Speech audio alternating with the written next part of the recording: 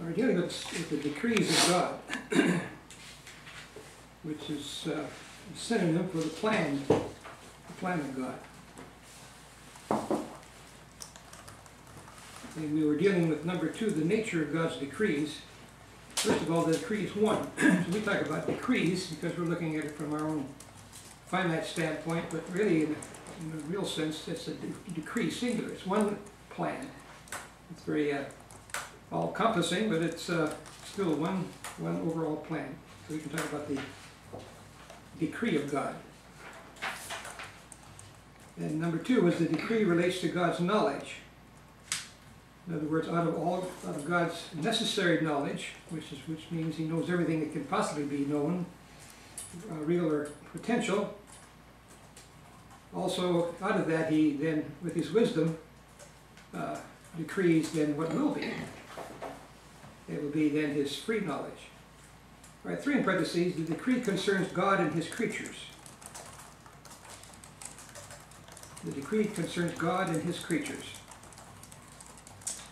All right, 8 in parentheses, it relates to God's works. In other words, when we talk about God's decree, we're not talking about anything about His essential being. He does not decree to be omnipotent or holy or even triune. That's what He is. And so the decrees relate to His works, His transitive acts, what's going to take place and what He's going to do and what men and creatures and angels are going to do. And we'll study the works in the next main point. Then B in parentheses, it relates to the actions of His free creatures. It relates to the actions of His free creatures.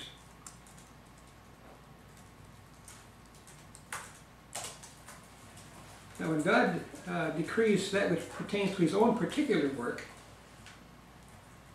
He takes responsibility for it. In other words, what he's got to do, then He does it. He takes responsibility. And this would be such things as creation, redemption, in which He will efficaciously carry out. Now, the decrees that relate to angels and men come then into 2 different qualifications or classifications. The decrees relating to angels and men are in 2 classifications. First, efficacious decrees, also called active or positive decrees. Efficacious, or God's active decree, or His positive decrees.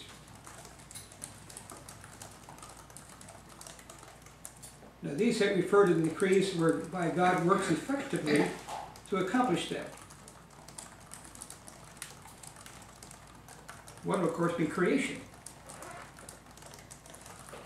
Who did the work of creation? Was it a cooperative venture? No. No. God decreed to create, and He did so by His own power and so on. And the same thing is true with election.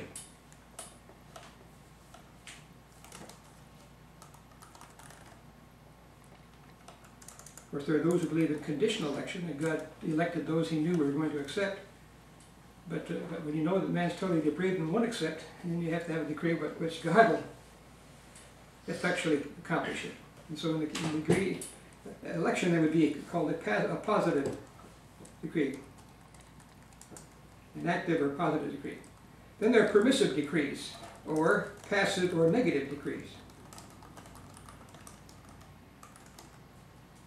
In these, God permits acts to be carried out by free creatures.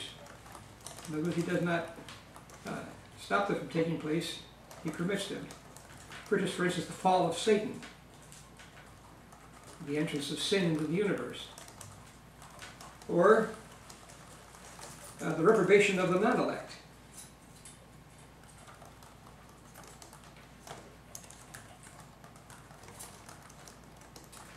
So there's the active or positive decrees, which God works effectually to carry them out. This is relating to His creatures. And then there's the permissive decrees, in which, or passive or negative decrees, in which God permits acts to occur. Just give you a little illustration of the two. We'll do more in this when we get to doctrine of salvation, but here's an apple tree. Anything look like an apple tree? Mm-hmm. All right, and then here's an apple on the ground, and here's another apple over here, another apple over here. They all fell off the tree. All right, so you come along with your basket.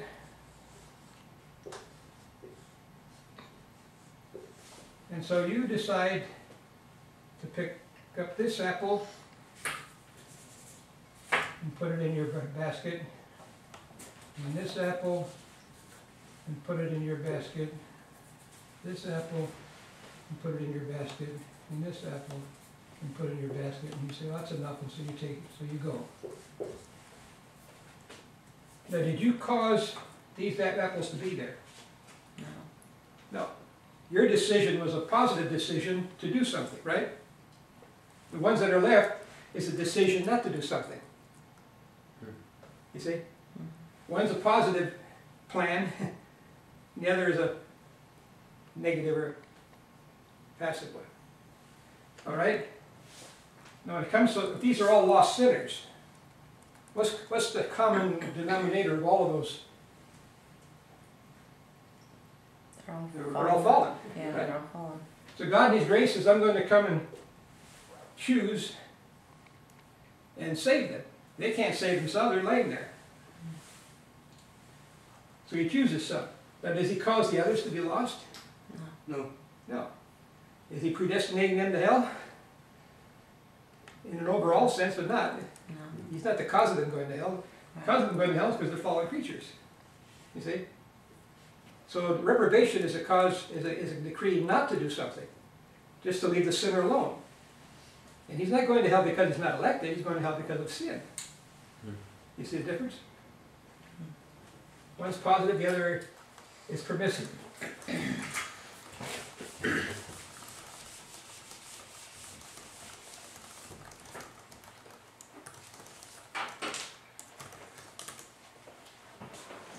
Of course, there's a sense in which everything is caused by God because God's created everything. But we're talking now about secondary causes and so on, and we'll look at that also. All right, so the actions that relate to free creatures are efficacious and permissive, or active, positive, and passive, negative. Now, when people talk about double predestination, and they accuse Calvinists of doing double predestination,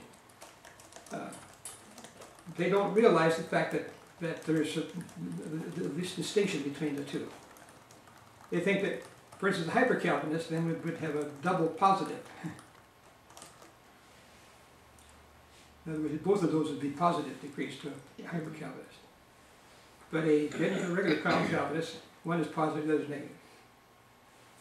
All right, 4 in parentheses, the decree is the basis for the act. The decree is the basis for the act.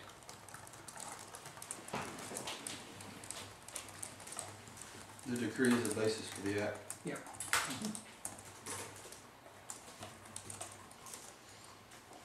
Now, the decree is not the act itself.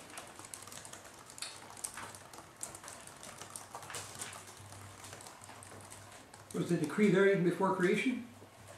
Yep. Yeah. So it couldn't have been the act, because the act couldn't take place until the creature's here. In fact, creation is an act that came out of the decree. So the decree is not the act itself. All the decree does is render the act certain. All the decree does is render the act certain. But God does not necessarily command it.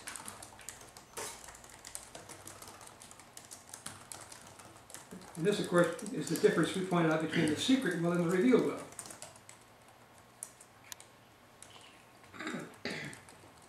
God commanded Adam not to partake of the tree of the knowledge of good and evil. And what will would that be? The Revealed or secret? revealed. Revealed, yeah. That determined what would please him. But Adam went ahead and partook of the fruit and fell. Now, was that in God's will? Mm-hmm. Or if it wasn't God's will, how'd it happen? Yeah. So which would that be? Revealed their sovereign secret. That would be the secret. Yeah. In other words, something could happen that God did not command. Would that be a positive or a negative command?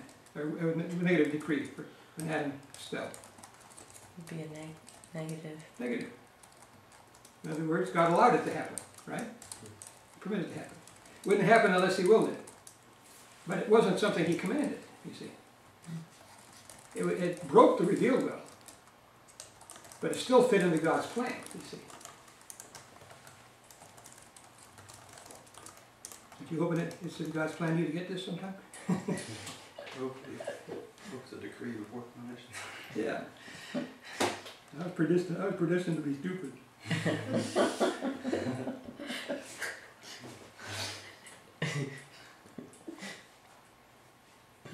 The day in the Waffle House, an older lady working there, she's really outspoken and kind of obnoxious in some ways, and she caused another young waitress to cry, and she said something. She said, well, that's the way God made me. So she must have been a hyper-Calvinist or something. Certainly not the way Christ would make you. Right.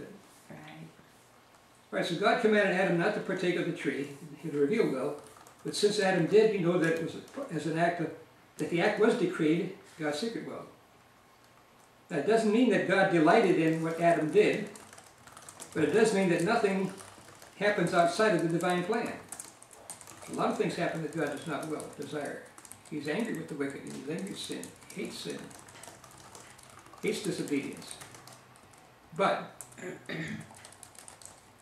nothing that happens follows outside of the divine plan. So in other words, the decree is the basis for the act. All the decree does is render the act certain.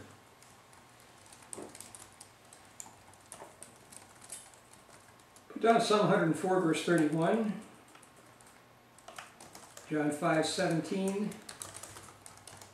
Deuteronomy 32:4, Psalm 33:4. Let's just look at Psalm 104.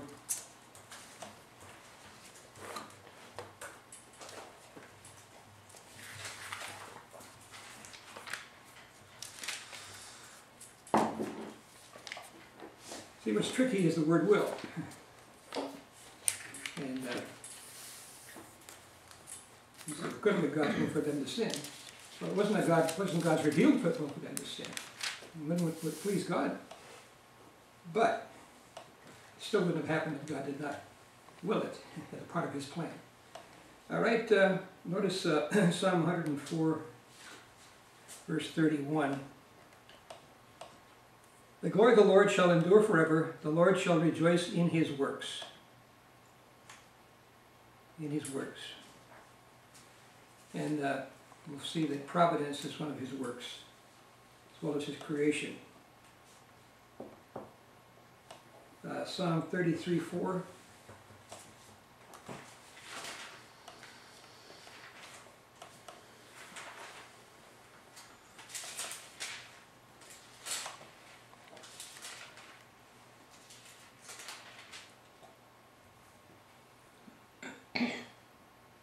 For the word of the Lord is right, and all his works are done in truth.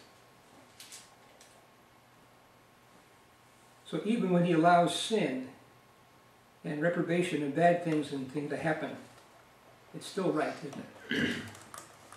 It's still right. Not that God's responsible for sin, but that he would allow it is still right. It's still part of God's truth. All right, look up all those other verses that are given because they're helpful. Right, 3, the characteristics of God's decree. The characteristics of God's decree.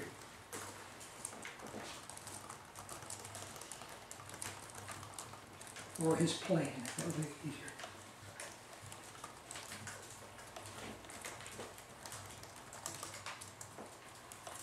Now, one of the words we saw that was part of the whole complex of words that are used for God's sovereign working is the word boule.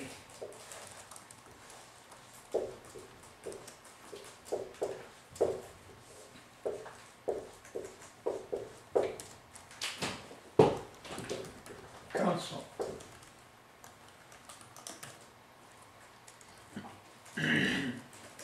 And Rulamai was one of the word for will.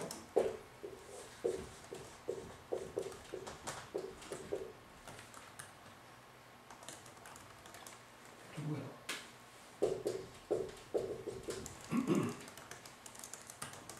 Now the thought of boule, counsel, when you think of a counsel makes us think of a council.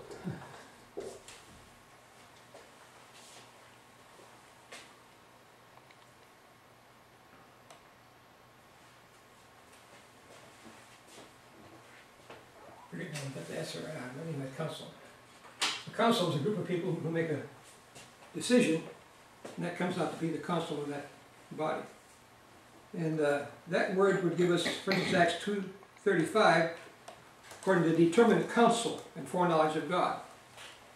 So Christ's sacrifice on the cross is according to a determinate counsel, which gives us a hint that this was involved in the Trinity. A plan that came out of the Trinity. It involved omniscience and divine will, determinate counsel and foreknowledge. All right, one in parentheses, it is founded in divine wisdom. It is founded in divine wisdom.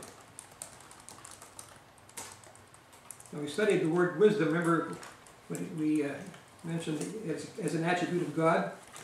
We said that an all-wise God then will choose the best means to the highest end. The all-wise God will choose the best means to the highest end. We have a tendency to want to second-guess God, don't we? Say, well, what'd you do that for? You hardly know what's going on. You know what you're doing? And of course, we have no right to do that, do we? Become his counselors and his second guessers. God didn't call us to be Monday morning quarterbacks. He is the one who runs the team, runs the show. The best means to the highest end. Right, Psalm 104, verse 24. We're in Psalm 104. O Lord, how manifold are thy works! In wisdom hast thou made them. All the earth is full of thy riches. Of course, the works here primarily are his creation. But remember, we'll be looking at his works. There's also providence in which he sustains his creation and the whole program. In wisdom. Proverbs 3:19 again speaks of wisdom as being the instrument that God uses in creation. Jeremiah 10:12 and 51:15.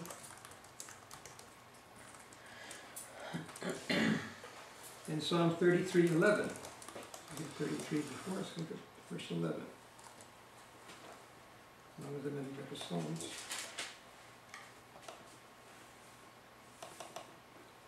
The counsel of the Lord standeth forever, the thoughts of his heart to all generations. Notice the parallelism between the counsel of the Lord and the thoughts of his heart.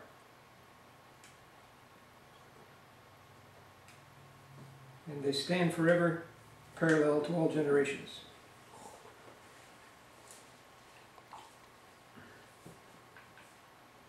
Also Proverbs 19:21, Romans 11:33, all things are from him, by him, and to him. 1 Corinthians 2:7. Thus the divine decree is an exercise of God's freedom. For no creature added any input into his plan.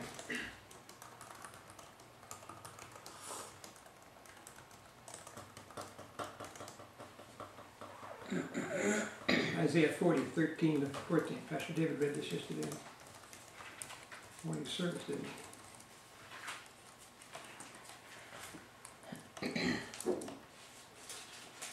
Isaiah 40, 13 and 14. Who hath directed the Spirit of the Lord, or being his counselor hath taught him? With whom took he counsel? And who instructed him, and taught him in the path of judgment, and taught him knowledge, and showed to him the way of understanding? And of course, those are rhetorical questions, which we mean nobody.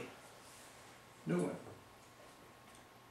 Again, Romans 11, 34 and 35. 1 Corinthians 2:16. It says that who has been his counselor. But we have the mind of Christ.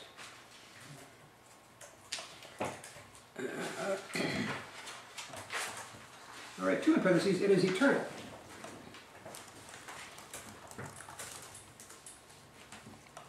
We talk about the Trinity getting together and deciding what to do. We don't think of that in our own anthropomorphic thinking. But was there ever a time that took place? No. We saw that God's knowledge is absolute. He doesn't come into knowledge.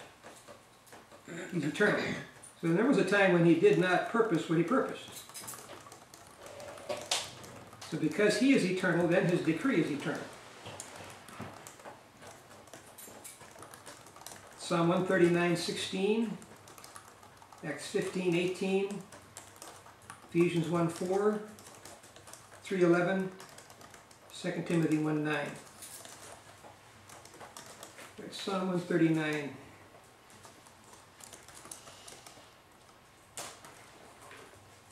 Verse 16.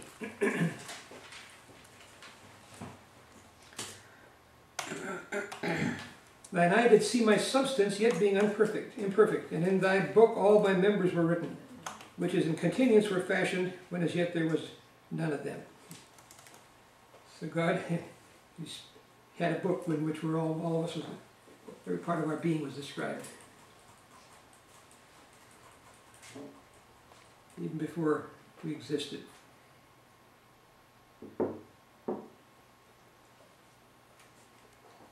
Acts 15:18 of the Council of Jerusalem. We have this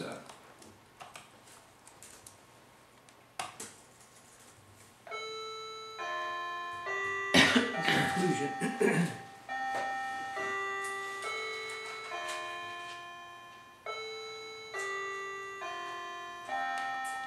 Let's see, okay, Acts 15:18.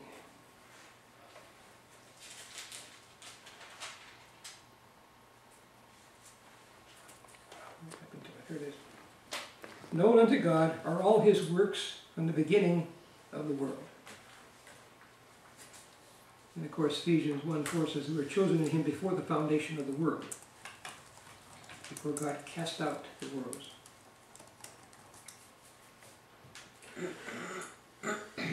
Now there's logical order in God's decrees, but not a chronological order.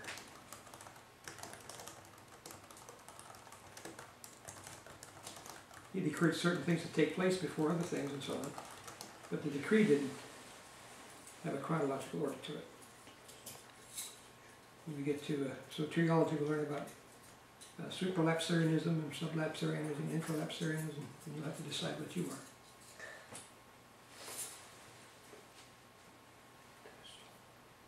Number 3 in parentheses, it is certain.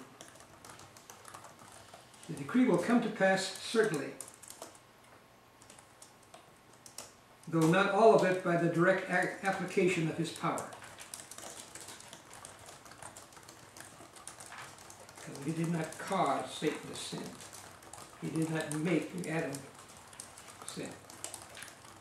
He did not make the non-elect not believe. Can you say that one more time? All right, the decree will come to pass certainly, though not all of it by the direct application of his power.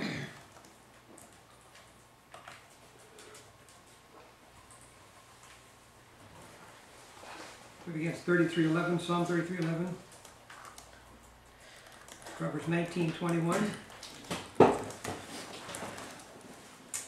Isaiah 46:10, 14:24 and 27. Daniel 4:35.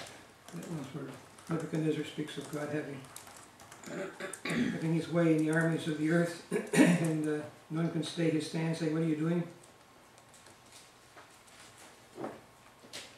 Isaiah 46:10. Isaiah, this section has some lofty expressions and thoughts about God,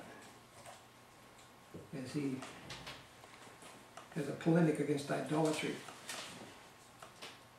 which was a plague that put Israel in their captivity. 46:10.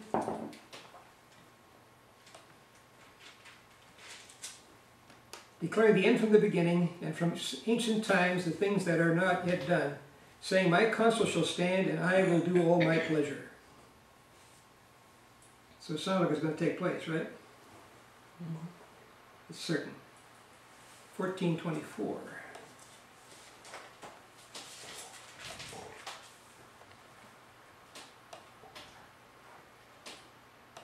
The Lord of hosts hath sworn, saying, surely I have thought, so shall it come to pass, and I have purposed, so shall it stand. And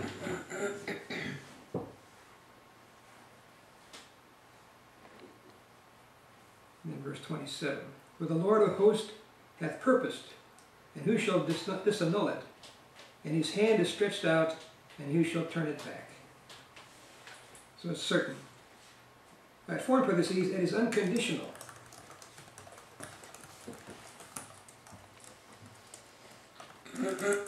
Right, because God's decree is absolute and does not depend in any way in any of its particulars on anything not a part of the decree itself.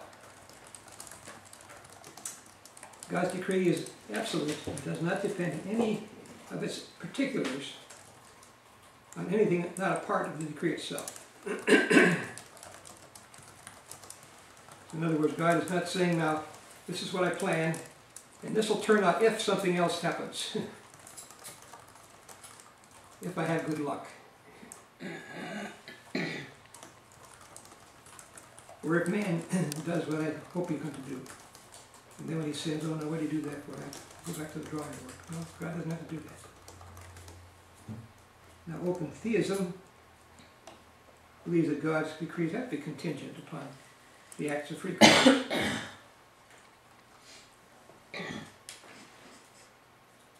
Acts 2:23 again. Christ was delivered by the determinate counsel of the foreknowledge of God, and by wicked hands they were slain.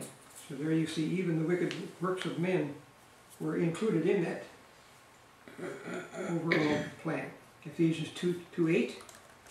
Even our good works are before ordained that we should walk in them. 1 Peter 1:2.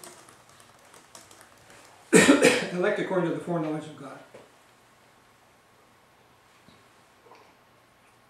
All right, number 5 in parentheses. It is all comprehensive.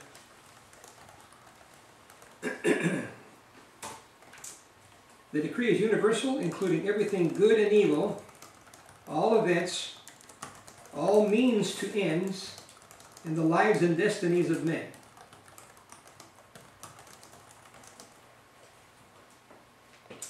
The decree is universal, including everything, good and evil, all events, all means to ends, and the lives and destinies of men.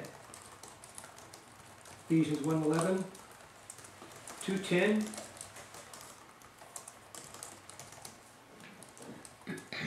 Proverbs 16:4, again Acts 2:23. God decreed for Christ to die for our sins, but did he also decree that wicked men were crucified? Yeah, the means to the end. And the lives and destinies of men. Ephesians 1:11, 2:10, Proverbs 16:4, Acts 2:23, 4:27 and 28. There, when the first persecution arose, they quoted Psalm 2, that this is what God predetermined to do. In Psalm 119:91. You see, though, people say, well, if you believe that, then you don't have to go out and witness and evangelize. So just make you sit back and God's going to save them anyway. No, but what has God ordained for the salvation of sinners? The gospel to be proclaimed. Yeah, the means to the end. It's ordained that we preach the gospel. A farmer can't say, well, God's going to give me a good crop, and I sit back and not done sow and not plow and plant seed and water and so on.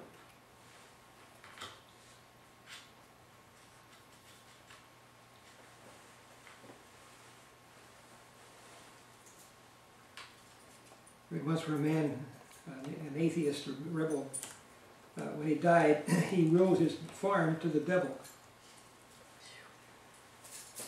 And everybody didn't know what to do with it.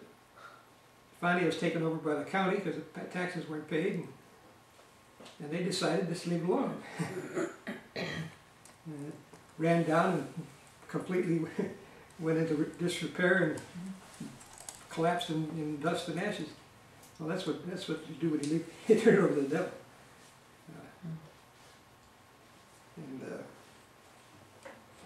When it comes to what God plans, He means for a person to work and build the house and keep the house and so on. If you want to have an inheritance that lasts. So it's all comprehensive, even the means to ends in the lives and destinies of men. Remember this: you are immortal until your work is done.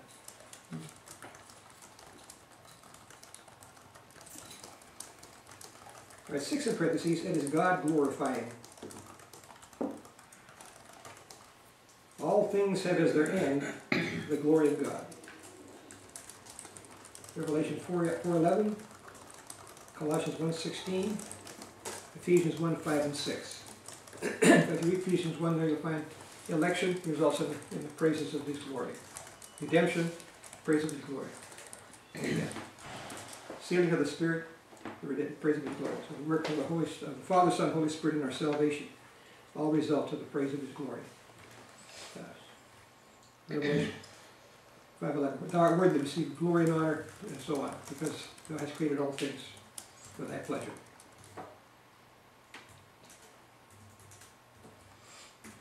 Is it selfish of God to want to glorify Himself? No. No. Is it kind of like, for us to toot our horn is not good, is it? Of course, as the guy said, you won't toot your own horn, nobody else will toot it. It won't get tooted. But if sin is coming short of the glory of God, then if God would not glorify Himself, He'd be sinning, wouldn't He? He's worthy of it. This sense of righteousness and justice. In fact, His righteousness is His continuous effort to glorify Himself.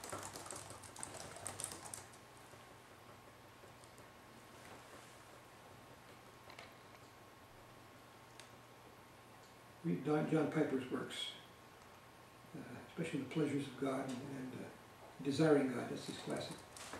And he point out how you can glorify God by, He wants us to be happy. And we're happy when we are enjoying Him.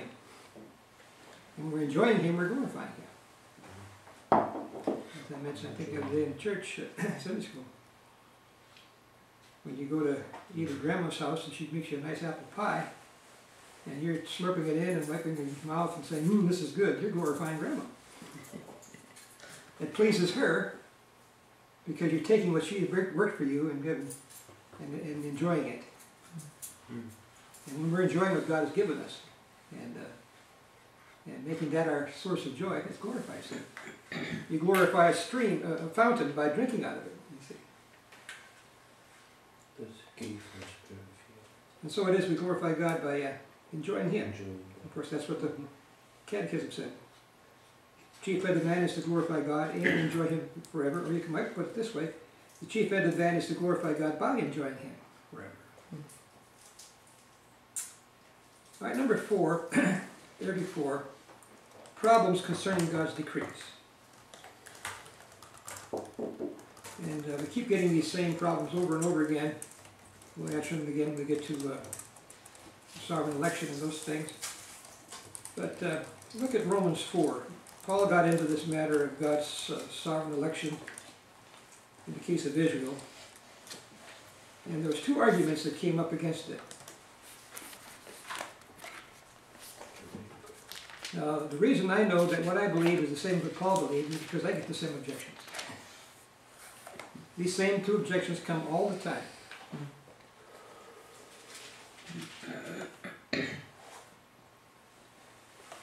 John Riesinger was dealing with some college students on this issue, and they said, well, that's not right. And then he read what Paul said. Is this right? Not right? You know, the objection he answered. But they said, well, let make you a robot. And Paul said, he quoted what Paul said. The very next verses were saying the question they asked. And Paul asked it. Right, first of all, number one in parentheses is the problem of evil. Look at Romans 4:19. Or 9:14, rather. 9:14. Getting dyslexic here. 4:19. He had already stated that before even Esau and Jacob were born, while they're still in the womb, God chose the Jacob rather than Esau. And then he speaks of how God raised up Pharaoh and put him down for his glory. He said, I'll have mercy upon whom I will have mercy, and whom I will harden. And so in verse 19, wilt thou say then unto me, why doth he yet find fault? For who hath resisted his will? What you're saying then is, it's not right. It's not right. Well, I'm sorry, verse 14, that's the other answer. Verse 14, that's first. What shall we say then? Is there unrighteousness with God? And what's Paul's answer? God forbid. God forbid. In other words, this is unrighteous. It's not right to God to do this. It's not, it ain't fair, as we hear. And so he answers that. Right, so this doctrine is claimed to make God the cause of evil in the world. If everything is according to his will, then he caused Satan to fall. He's the cause of sin. He's the cause of evil. We must state categorically at the very beginning that God is not the author of sin. What's James 1:13 say? God doesn't tempt anyone. Yeah, God doesn't tempt anyone to sin. He can't be tempted to sin. You can tempt anyone to sin. Let no man say when he is tempted, I am tempted of God. For God cannot be tempted with evil, neither tempteth he any man. In 1 John 1:5, he is light, and in him is no darkness at all. So we repeat then that the decree of God makes an act certain, but does not necessarily cause it. God made the fall of Satan and the fall of Adam certain by his decree, but did not cause it. God is not the author of sin. Now God is the primary cause of everything because he's the creator. He's not necessarily morally responsible for the results of the secondary causes. And of course, when we get to the existence of evil in the universe, that's a mystery that's no philosophers or theologians have yet plumbed the depths of trying to figure out. But the Bible makes it clear that God does not and cannot sin. The acts of sin are permitted by God as he chooses not to hinder the sinful, self-determined acts of finite creatures. God has permitted sin as a part of his all-comprehensive plan. In fact, we can read the Bible, that he regulates and controls the results of sinful acts. Does he not? Anybody ever get away with sin in the Bible? In other words, someone said, God makes the rules for sinning. It always comes out the same. Comes out his way. Do you really break any of God's laws? Get in the airplane and jump out without a parachute, do you break the law of gravity? It'll break you, but not you break it. Evil has the roots of its own, the seeds of its own destruction within it. Remember Dr. Peter Conley, way back when I first got off the ark, I went to college. He said that communism will someday fall. How do you know that? Because he said it's an evil system and has within it the seeds of its own destruction.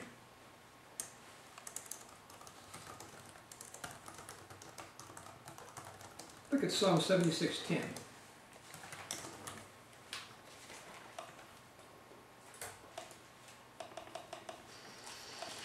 Psalm 76:10. This is Interesting verse.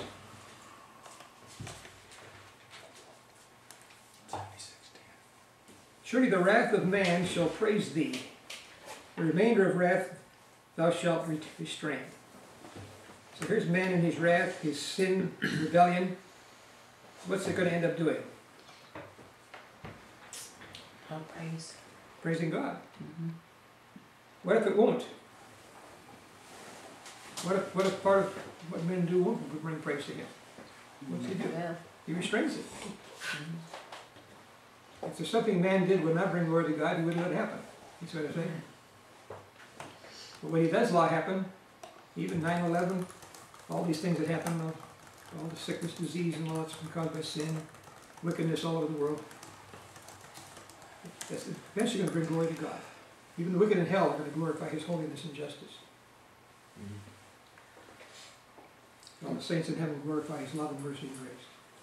Doc, is that when somebody's questioning why a good God would allow something like that to happen, is really an act of faith to believe what you just stated, right? That would be yes. But you also, there's other reasons, because man has sinned, and sin has produced death and suffering and depravity. Right. And so you need that's what you expect from man's actions. Okay. But on the other hand, you can say, well, why did God allow it, and so on. Mm-hmm. But God's not obligated to make a world of pleasure for us. Right. So on. So can we say that it's a consequence for a man's evil, Yeah, plus at the same time it's God's will? right. And he can take that evil and use it to glorify himself. Yeah, and that's and the fulfill end. his purpose, yeah. Right. Okay. Let's put down also Psalm 78:29.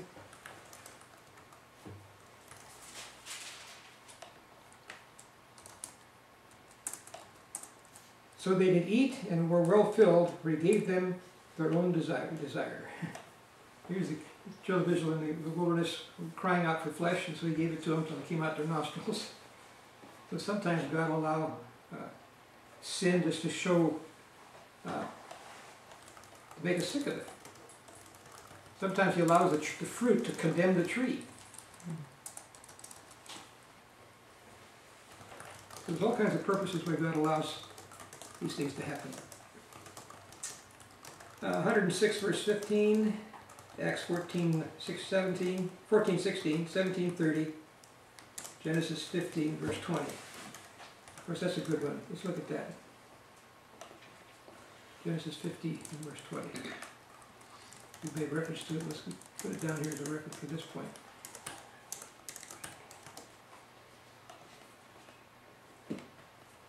Right, Joseph had become prime minister of Egypt. He was placed there and not only saved the world of that day from starvation by his direction that God had given in those visions and the dreams that Pharaoh had, but also saved Israel. He was preserving the people of God and the plan of salvation. But after it's all over, Jacob had been buried. Now his brothers said, oh, he's going to get us now. And that's what he said in Genesis chapter 50 and verse 20. But as for you, ye thought evil against me, but God meant it unto good, to bring to pass as it is this day, to save much people alive. Genesis 15:20. 50, 20. Last chapter, verse 20. 50. 5020. But as for you, talking to his brothers, who had sold him into slavery, ye thought evil against me, but God meant it unto good, to bring to pass as it is this day, to save much people alive. So here we see wicked deeds. Why would God allow the brothers to take Joseph and, first of all, almost kill him, and then say, well, we'll kill him, we'll get some money out of him, sell him into slavery? That's a very heartless thing to do with your own brother, because of their envy and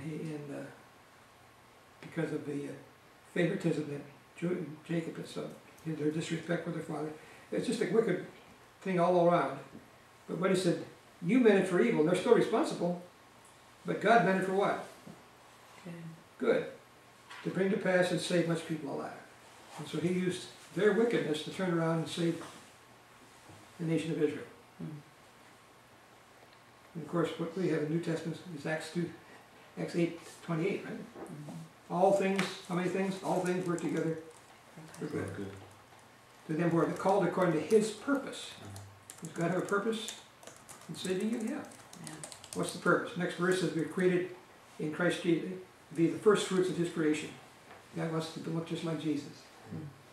So he puts us on the wheel. Jesus is the blueprint. And then he starts molding us by the circumstances, by the all things. Mm. Now we can resist and gripe and complain, or we can yield and get on with the program. All right. One little problem. Isaiah 45, verse 7. Isaiah 45, verse 7. I've got a monkey wrench. Somebody throws a monkey wrench in your theology. What's going to do?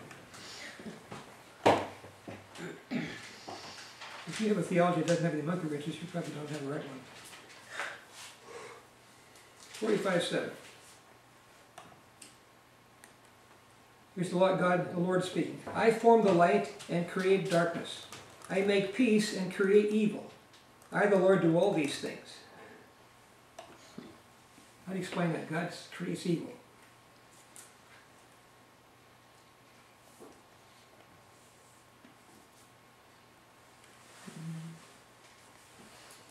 Come on, help me out here.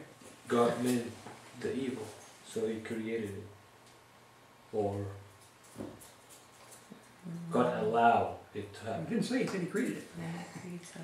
Right. Well, he created the tree of knowledge of good and evil. So he created evil.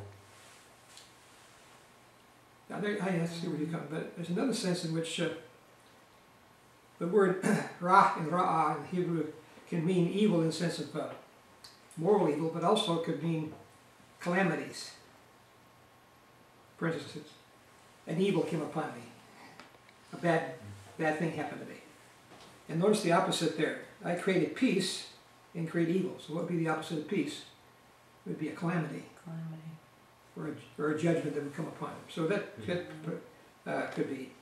But then also, as Michael was saying, God created all things, and so even evil would have to come into that category. But as far as him actually being the author of sin, no. He created men who then in turn sinned. Mm-hmm. And with their own choice. There's a philosophical argument here. Sin has been spoken of as a privation. A privation. In other words, it's a lack. That's not positive, but it's described as a privation. For instance, how is sin described? It's talked about unrighteousness. So sin is not righteousness, the opposite is unrighteousness. It's a lack of something, right? Mm-hmm. He's talking about ungodliness.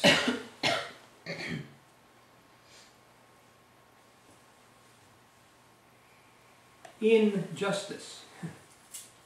So in other words, sins are spoken of in terms of what it lacks, what it isn't. Now, can you have good without evil? Yes, Yes. In fact, when God created all those 7 days, what did he say at the end? it's good. It's good, it's good. And last it says it's very good. So God created everything good. He did not create evil. So you can have good without evil. But can you have evil without good? No. No. Because evil is the corruption of good.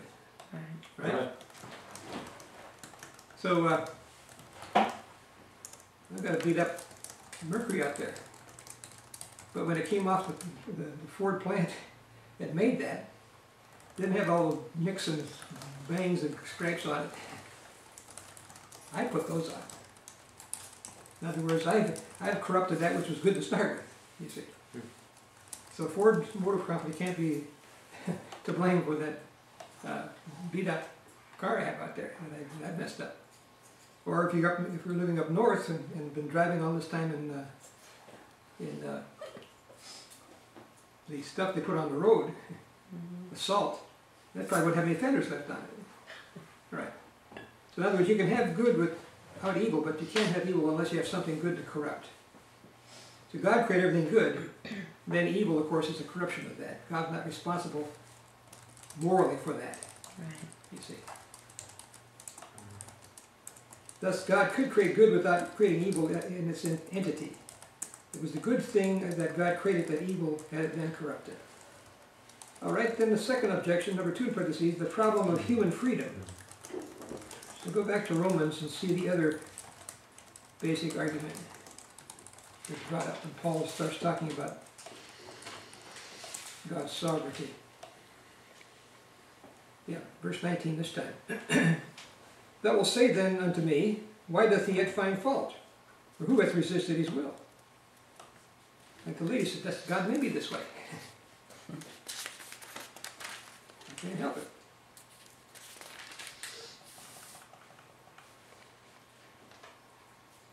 Does the doctrine of decrees deny the freedom of the creature's will? No, because we repeat again, the decree only brings certainty into the events. It does not mean that God actively affects everyone. Man is free to choose, and he is responsible for his choices. Yet his freedom of action, in his freedom of action, he fulfills the divine purpose. Is it logically inconsistent that God could will something at the same time you willed it? No. Because he willed it before. I know, but that the two could coincide, that at this particular time, God's will and your decision could be the same. Oh, yeah. Yeah. Yeah.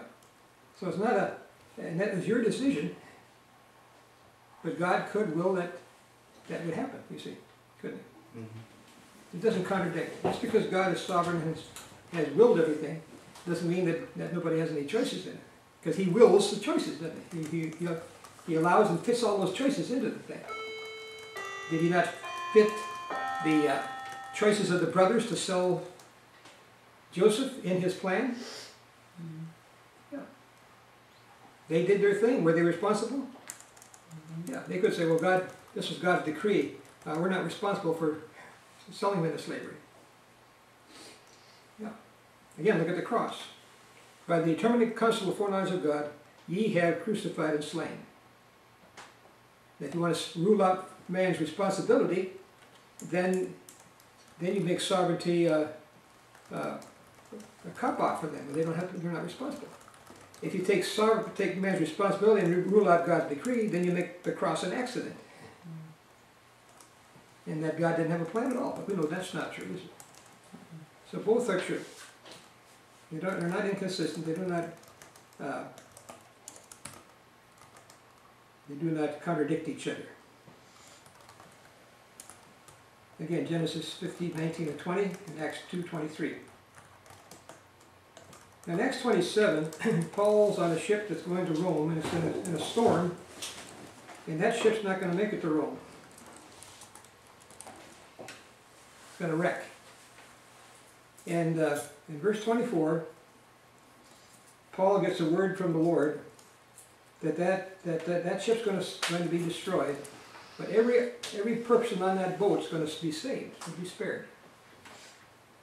A little bit later, when they finally come to Malta, where they finally ended up, they wait till the morning when they hear the breakers hitting the shore, and they don't want to go at the dark and not know what's going to happen, so they put the anchors out and face the boat right into that direction. In the daylight, then they can see where they want to go, and so they take up the anchors and they strike the sail. And at this time, the seamen try to sneak the dinghy across out of the boat and get in and escape. The rats are deserting the ship. And what does Paul say? No, don't let them get off, because if they don't stay, they're not going to be saved. So God has already said everybody in that boat's going to be spared. But what does Paul also say? They all have to stay on the boat. So there you have their responsibility, isn't it? It was also part of God's plan. And they don't contradict each other. The farmer has to sow the field and work the ground while God gives the increase. we have to preach the gospel that God calls out his elect. In other words, these two things don't contradict each other.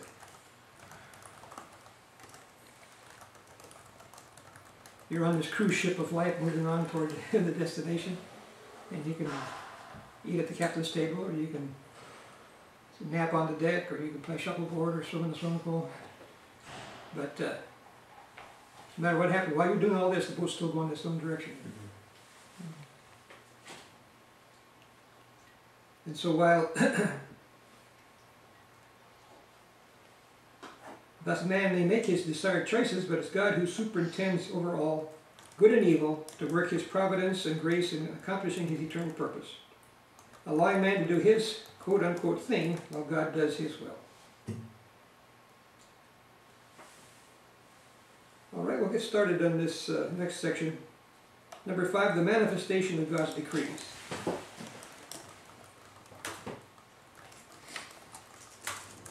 And by that we mean the works of God. The manifestation of God's decrees are the works of God. Now, the plan of God concerns primarily what he does in creating, preserving, directing, and in redeeming.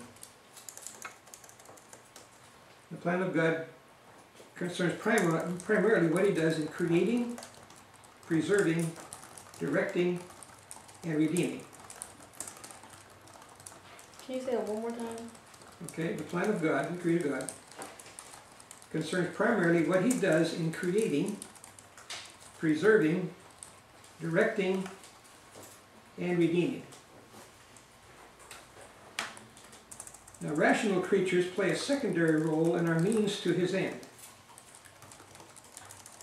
By rational creatures, we mean angels and men. Rational creatures play a secondary role and are means to his end. Now we're going to put these together into creation and providence. These works of creation and providence. His work of redemption will be studied when we get to soteriology.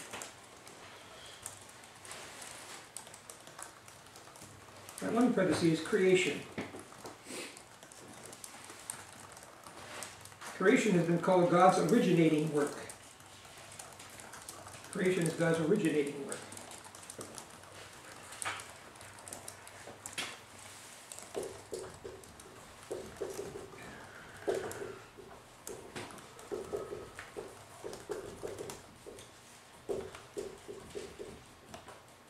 And of course, it's logical, that's where we start, don't we? Where does Genesis 1:1 start? In the beginning. In the beginning, God created the heavens and the earth. So if we didn't have any heavens and earth with people here, then we wouldn't have any of this. You and I would be studying this.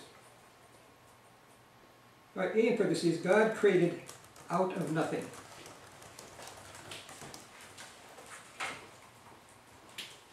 Ex nihilo. Out of nothing.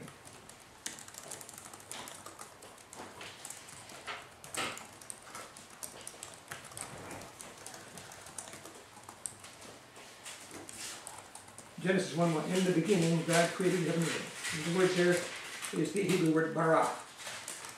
Bara.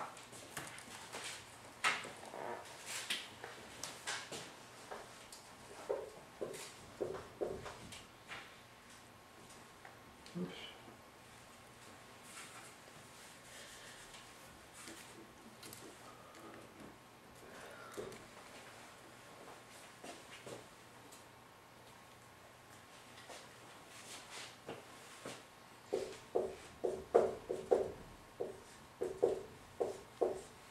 Bara.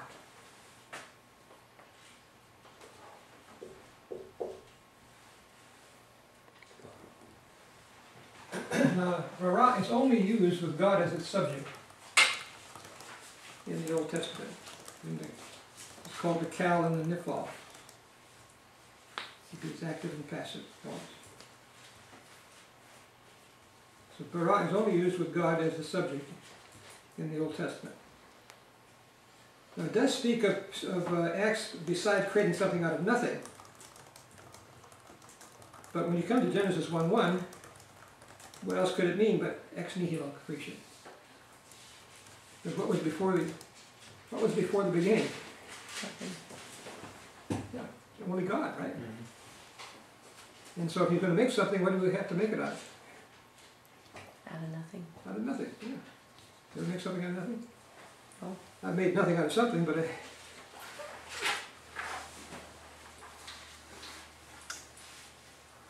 So at the beginning of the created universe, Genesis 1:1, God created.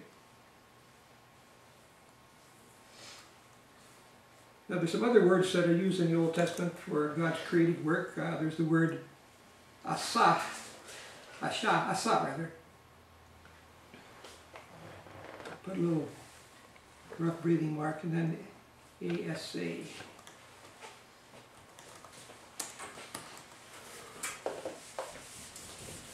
That's creation science class. Okay. Oops. Can keep the even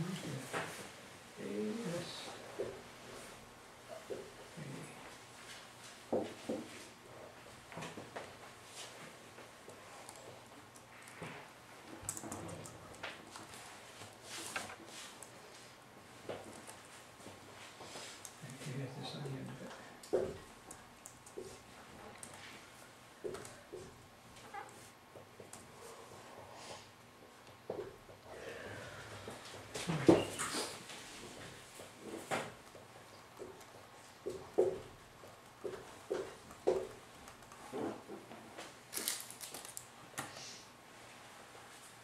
It means to make or do. Isaiah 41:20, 43:7, 45:7, 12, and 18. And there's the word yatsar. Yatsar.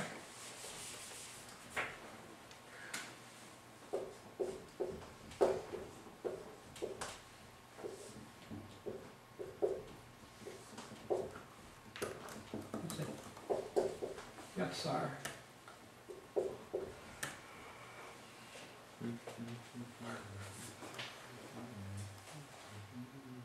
Means to form. Isaiah 43:1, 45:7 and 18, Amos 4:13. Then there's the word kun. Kun. Is to be. Pardon? I'm sorry. Kun is to be. Yeah. What's in Arabic? Yeah. Means to establish. Means to be. Established. Kun. K-U-N.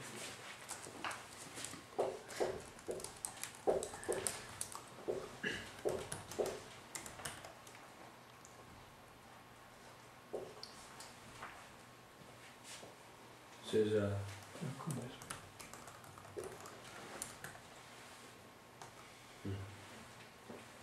You'll find it in Isaiah 45:18, Jeremiah 10:12. And then there's Yased. Yased. say what? Say what? 45:18.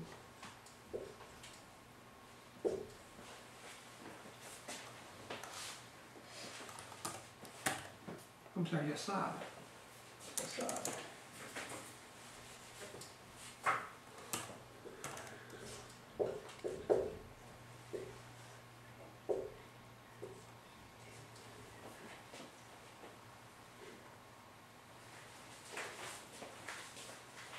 Yasad means to found. Psalm 89:11 and 12. 24:2. Proverbs 3:19.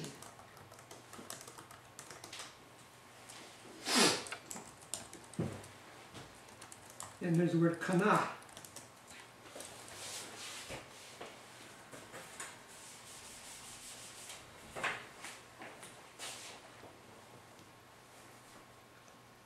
To get, acquire, possess, or create. It's actually a word that's used for redeem as well. Kana.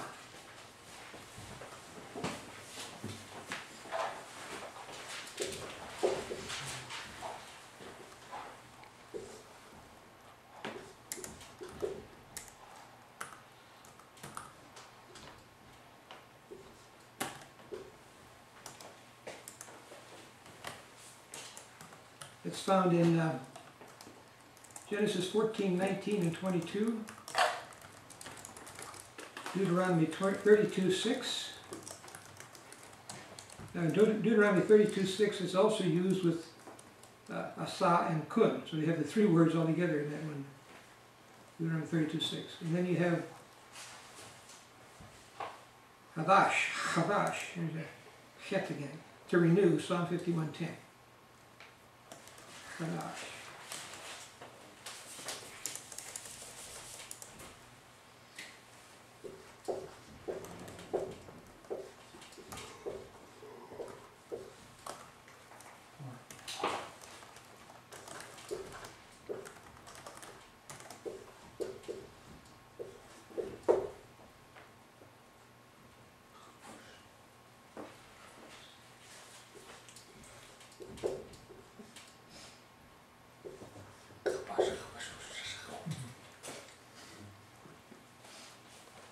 Okay, See that? there. Try.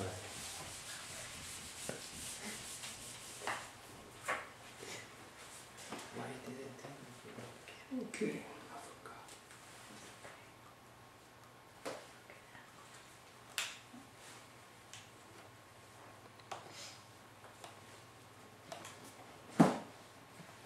One more shot.